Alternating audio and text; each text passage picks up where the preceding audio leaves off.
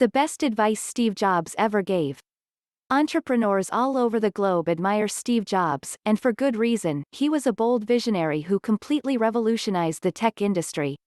Even today, many years after his death, people still consider Steve Jobs a role model worth emulating. Thankfully, we can continue to learn from him through past interviews and speeches. The valuable advice he provided will help guide the next generation of innovators. To be successful, find work you're passionate about. During the D5 conference in 2007, an audience member asked Steve Jobs what single piece of advice he would give entrepreneurs on building valuable companies. Jobs answered the question plainly: in order to be successful, you must be passionate about the work you're doing.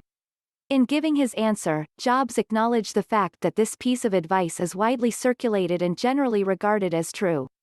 The real insight came when Jobs explained the reason success is dependent upon loving what you do, because that's the only way you'll persevere. As Jobs explained, building a business is not an easy task. To be successful, you must work hard and overcome repeated challenges over a long period of time without giving up. When faced with these ongoing challenges, most people will quit. But those who love what they're doing will persevere because they're driven by their passion, not by external rewards. Let your curiosity and intuition lead you. In his commencement address at Stanford University in 2005, Steve Jobs emphasized the importance of trusting your gut and following your curiosity. Jobs encouraged students to pursue their interests, even if they seem impractical at the time. He believed that much of his success could be attributed to this philosophy. To illustrate this point, Jobs described what happened after he dropped out of Reed College. Since he no longer had to worry about meeting specific course requirements, Jobs was free to audit whatever class piqued his interest. For example, Jobs took a class on calligraphy. He found the class fascinating, but at the time it seemed to serve no practical purpose. It was only later, in looking back on his life, that Jobs recognized the importance of that calligraphy class. It gave him an understanding of great typography which he later applied when designing the Macintosh computer. Jobs believed that curiosity and intuition are trustworthy guides. Even if you can't see where each decision is leading, you must have faith that your curiosity and intuition are guiding you along the right path. Ignore the expectations of others. Steve Jobs repeatedly advised people to ignore the limitations imposed by others and create their own lives. In a 1994 interview with the Santa Clara Valley Historical Association, Jobs discussed the false nature of society's boundaries and stated his belief that people should question those limitations. He believed that people have the power to change his lives, their own and those of others, if they're willing to challenge the status quo. Steve Jobs reiterated this point in his Stanford commencement address. In it, he said, "Your time is limited, so don't waste it living someone else's life. Don't be trapped by dogma, which is living with the results of other people's thinking. Don't let the noise of others' opinions drown out your own inner voice. And most important, have the courage to follow your heart and intuition. They somehow already know what you truly want to become. Everything else is secondary." Overcome the fear of failure and take action. Steve Jobs discussed failure in his 1994 interview with the Santa Clara Valley Historical Association.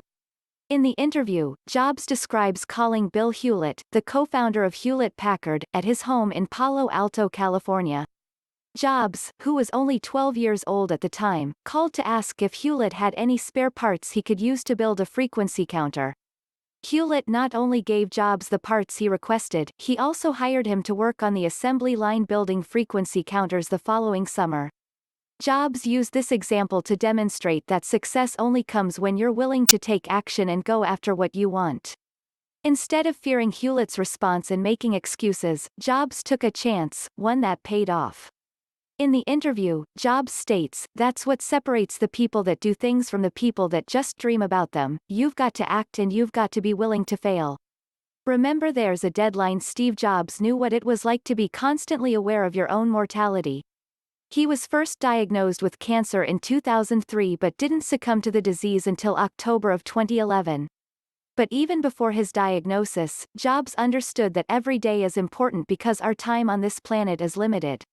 Jobs relayed this valuable piece of wisdom during his 2005 commencement address. In it, Jobs describes how at the age of 17, he read a quote that would provide guidance throughout his life. The quote was, "If you live each day as if it was your last, someday you'll most certainly be right." Jobs then illustrated how this quote helped shape his life by saying, "Since then, for the past 33 years, I have looked in the mirror every morning and asked myself, if today were the last day of my life, would I want to do what I am about to do today? And whenever the answer has been no for too many days in a row, I know I need to change something." Jobs further explained the significance of this practice. "Remembering that I'll be dead soon is the most important tool I've ever encountered to help me make the big choices in life. Because almost everything, all external expectations, all pride, all fear of embarrassment or failure, these things just fall away in the face of death, leaving only what is truly important.